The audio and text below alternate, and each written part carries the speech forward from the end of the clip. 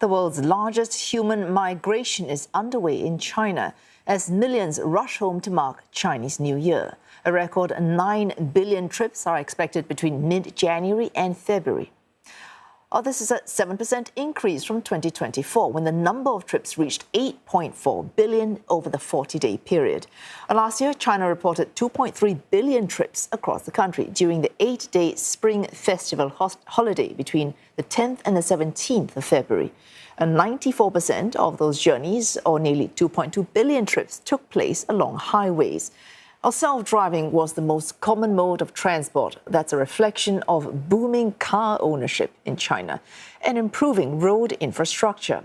The railway system handled about 99.5 million trips. The high-speed rail network has grown exponentially, and many now see high-speed travel as the most comfortable way to move across the country. Flights contributed almost 18 million trips. Boarding a plane used to be a luxury option, but air travel today is becoming increasingly affordable for the growing Chinese middle class. Separately, water routes accounted for more than 9.4 million trips.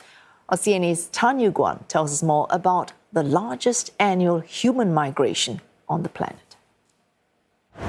Hongqiao train station is Shanghai's busiest transport hub.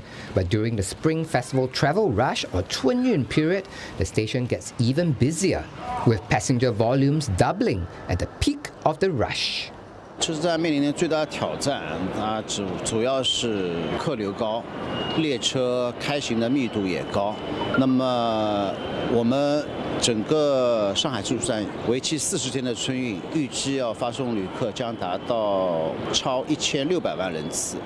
那么日均呢要超40万人次，那么同比呢要增加超13%。那么客流的最高峰呢，预计在1月26日出现，日均发送旅客将超70万人次，或再创一个历史的新高。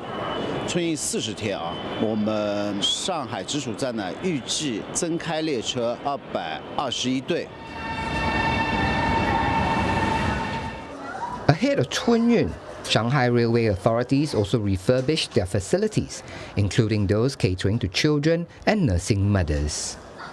The Spring Festival is China's most important festival and also its busiest travel period. Aside from the mass exodus of people from the cities traveling back to their hometowns, there's also mass movement of holiday makers hoping to make good use of the 8-day public holiday. Which is why Chunyun is seen as a powerful driver of the economy. All those journeys are expected to boost consumption, from transport tickets to gifts, from food to entertainment. Against the lackluster economic backdrop, the spending boom this year compared to previous years will be seen as a barometer for the health of the economy, an indicator of consumer confidence. This especially as more Chinese consumers shift from buying things to looking for experiences and leisure, thereby spurring travel spending. The evolution of the travel rush itself also provides a peek into bigger trends in China. For example, up to a decade ago, rail used to make up most of the journeys.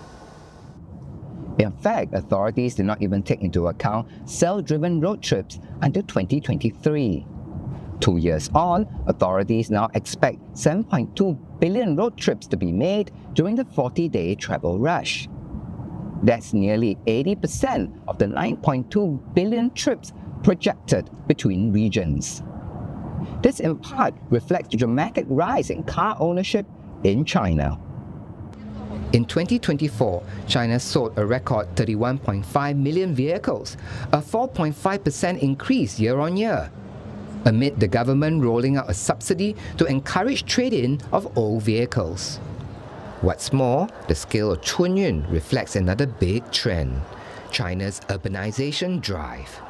The massive movement of people back to the rural hometowns for the holidays is a result of the large-scale migration of people to metropolitan areas like Shanghai for work, studies, or business opportunities.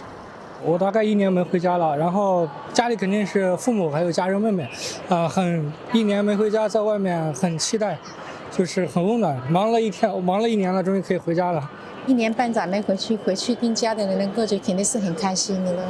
因为过春节是我们中国的传统节日嘛。期待着跟他们一起吃年夜饭，一起聊天，或者一块儿玩一些什么游戏啊，打打麻将之类的。So, the world's largest annual human migration isn't just about journeys.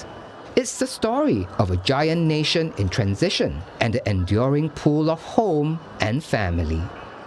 Tan Yu Guan, CNA, Shanghai.